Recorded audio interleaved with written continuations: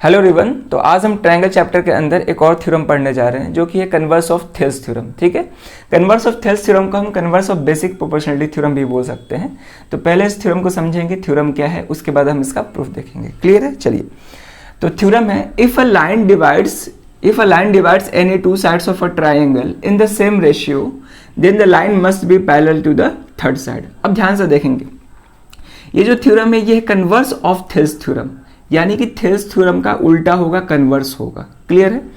तो Thales theorem में हम क्या पढ़े थे? अगर हम थेल्स थ्योरम का बात करें तो थेल्स थ्योरम में हम क्या करते थे कि किसी भी मतलब जैसे कि मान लेते हैं मेरे पास कोई ट्राइंगल है, तो उसमें किसी भी एक साइड के पैरेलल लाइन ड्रॉ करते थे। ठीक है, यानी कि पैरेलल लाइन गिवन होता था और साइड के रेशियोज को इक्वल प्रूफ करना होता था। तो अगर हम गिवन का बात करें तो गिवन यहाँ पे क्या होता था, पैरेलल लाइन गिवन होता था किसी एक साइड का। ठीक है, और प्रूफ का बात करें तो हमको साइड के रेशियोज को प्रूफ करना था। ठीक है, साइड के रेशियोज को इक्वल प्रूफ करना था जो ये लाइन जिस साइड को इंटरसेक्ट करता था। क्लियर है? चलिए, अब कन्वर्स ऑफ थेल्स थ्योरम में हम क्या करते हैं कि कन्वर्स ऑफ थेल्स थ्योरम में उल्टा हो जाता है, यानी कि थेल्स थ्योरम में जो रिजल्ट हमको प्रूफ करना है वो रिजल्ट गिवन रहेगा।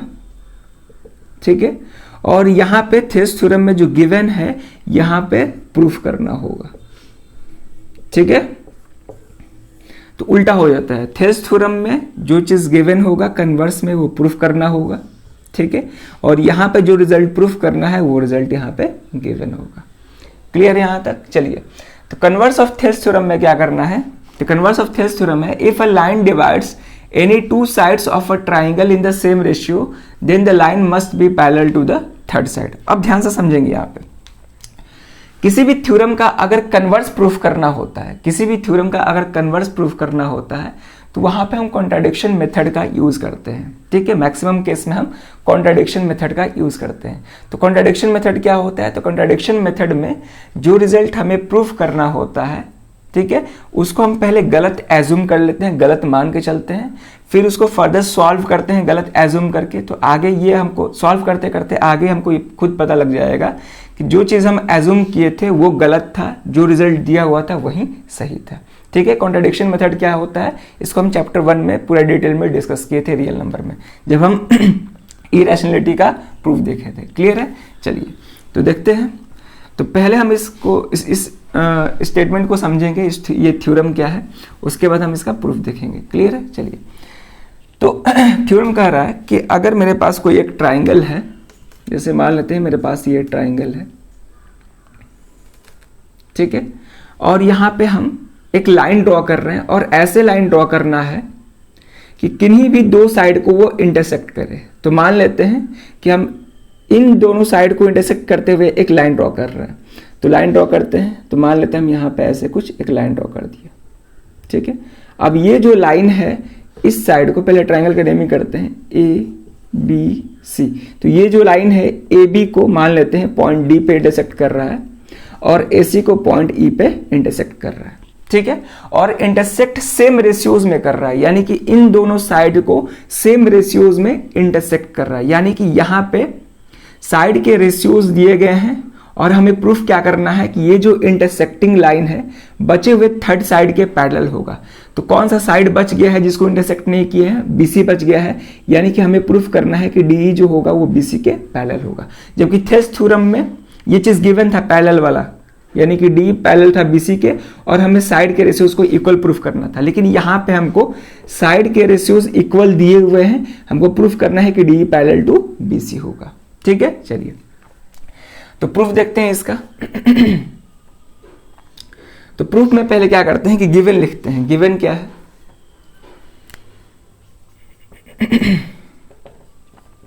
यहां पर हम गिवन में लिखेंगे a triangle ABC, a triangle ABC in which a line DE intersects line DE intersect AB at D and AC at E, AB at D and AC at E। Clear है? such that और ऐसे intersect कर रहा है, ये line in दोनों side को ऐसे इंटरसेक्ट कर रहा है कि दोनों पार्ट का रेशियोज आपस में इक्वल है, यानी कि सेम रेशियोज है। क्लियर है? यानी कि हम बोल सकते हैं such that AD upon DB is equal to AE upon EC is equal to AE upon EC। ठीक है, चलिए क्लियर है यहां तक। अब हमको गिवन मिल गया, प्रूफ क्या करना है? अगर हम टू प्रूफ का बात करें,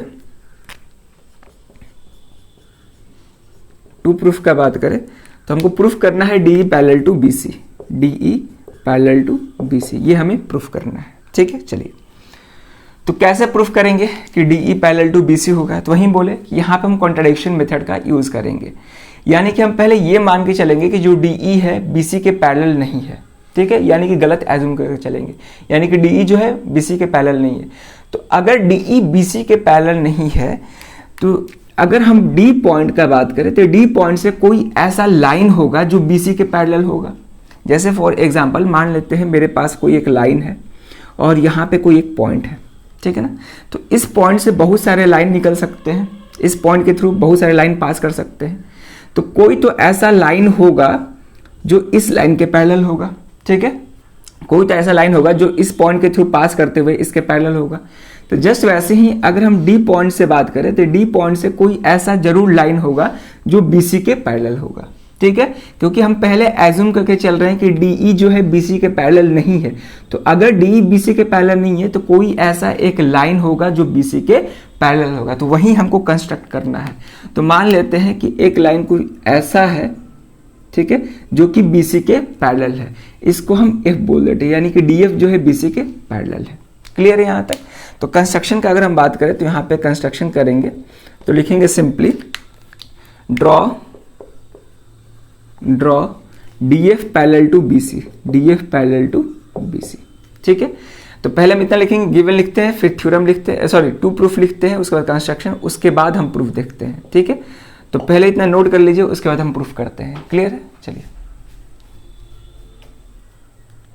चलिए अब प्रूफ देखते हैं, ठीक है। अब यहां पे ध्यान से देखेंगे, क्योंकि अब यहां पे हम डीएफ को कंस्ट्रक्ट किए हैं बीसी के पैरेलल, तो अगर डीएफ बीसी के पैरेलल है तो यहां पे हम थेल्स थ्योरम का यूज कर सकते हैं, ठीक है। तो लिखेंगे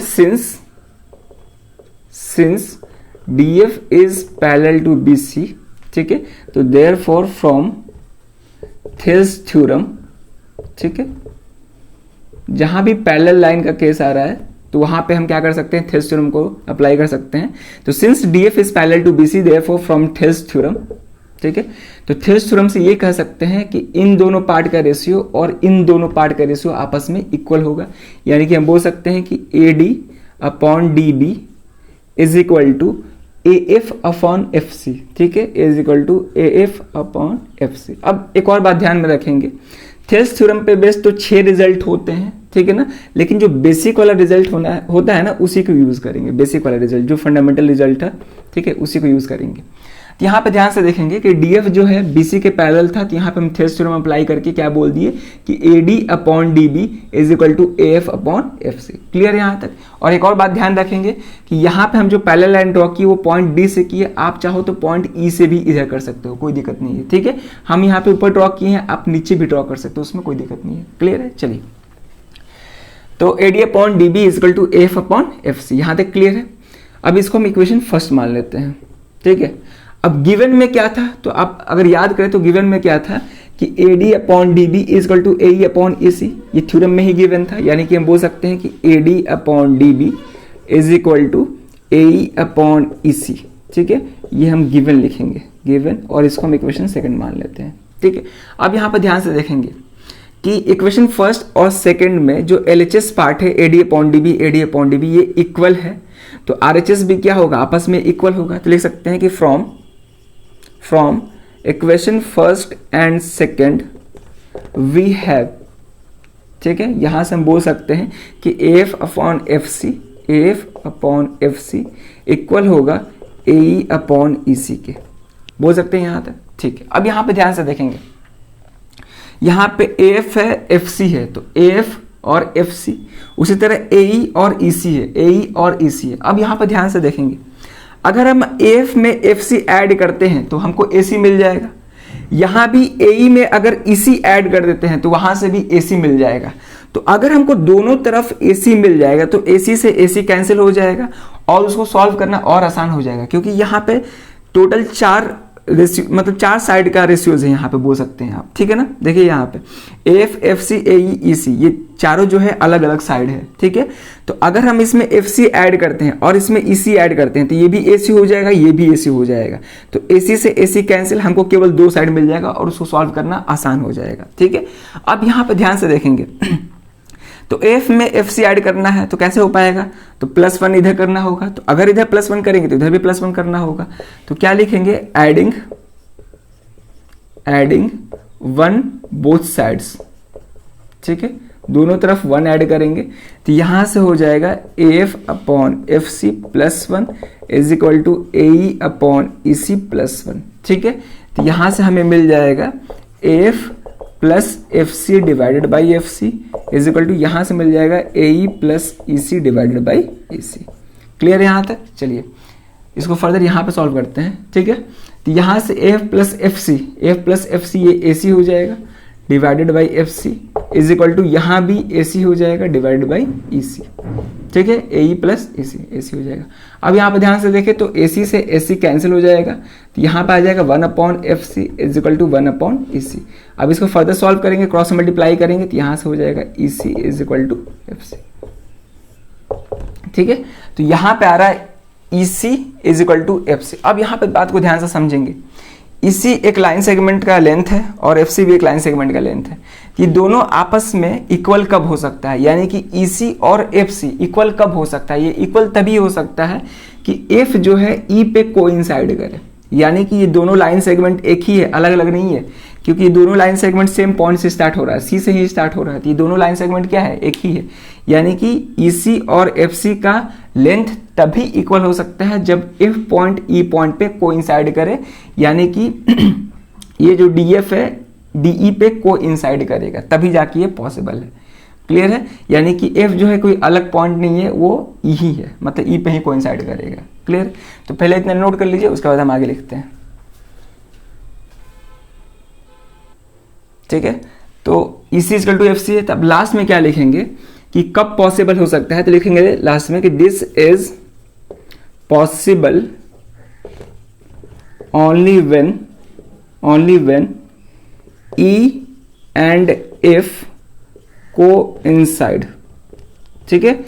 EC बराबर FC तभी पॉसिबल है जब F और E कोई अलग पॉइंट नहीं है, दोनों एक ही पॉइंट है, ठीक है। तो यानी कि हम बोल सकते हैं कि अगर DF BC के पैरेलल है तो DE भी क्या होगा, BC के पैरेलल ही होगा, क्योंकि दोनों पॉइंट F और E दोनों पॉइंट सेम है। तो DF बोले या फिर DE बोले, दोनों सेम है। क्लियर है? तो this is possible only when E and F coincide. तो लास्ट में लिखेंगे hence DE is parallel to BC, यही हमको प्रूफ करना था, D is parallel to BC। Clear है? ये बात समझ में आया होगा कि DF और DE अब अलग लाइन सेगमेंट नहीं है, सेम ही लाइन सेगमेंट है। तो अगर DF BC के पैरेलल है तो DE भी क्या होगा, BC के पैरेलल होगा, क्योंकि ये दोनों लाइन एक दूसरे के ऊपर ही है, ठीक है। यहां से हमको ये कैसे पता चला, यहां से EC इक्वल टू FC से, क्योंकि दोनों पॉइंट एक दूसरे पे कोइंसाइड कर रहा है। क्लियर है? तो ये था कन्वर्स ऑफ थेल्स थ्योरम का प्रूफ, या फिर इसको हम कन्वर्स ऑफ BPT बोल सकते हैं या converse of basic proportionality theorem भी बोल सकते हैं। क्लियर है? तो हम बेसिक प्रोपोर्शनलिटी थ्योरम भी प्रूफ कर चुके हैं और थेल्स थ्योरम भी, कन्वर्स ऑफ थेल्स थ्योरम भी प्रूफ कर लिए। क्लियर है? तो अब इन दोनों थ्योरम पे बेस्ड हम नेक्स्ट वीडियो से क्वेश्चन से स्टार्ट करेंगे। पहले हम इस एक्सरसाइज के एग्जाम्पल्स को सॉल्व करेंगे, उसके बाद क्वेश्चन को सॉल्व करेंगे, ठीक है। तो होप कि इस प्रूफ में कोई दिक्कत नहीं होगा। अगर कहीं भी कोई दिक्कत लगे जरूर आप उसको कमेंट करिएगा। वैसे जो भी हम प्रूफ किए हैं आप खुद से प्रूफ करने का कोशिश करिएगा बिना वीडियो को देखे हुए, ठीक है। चलिए तो इस वीडियो में बस इतना ही रखते हैं, अब मिलते हैं नेक्स्ट वीडियो में। Thank you.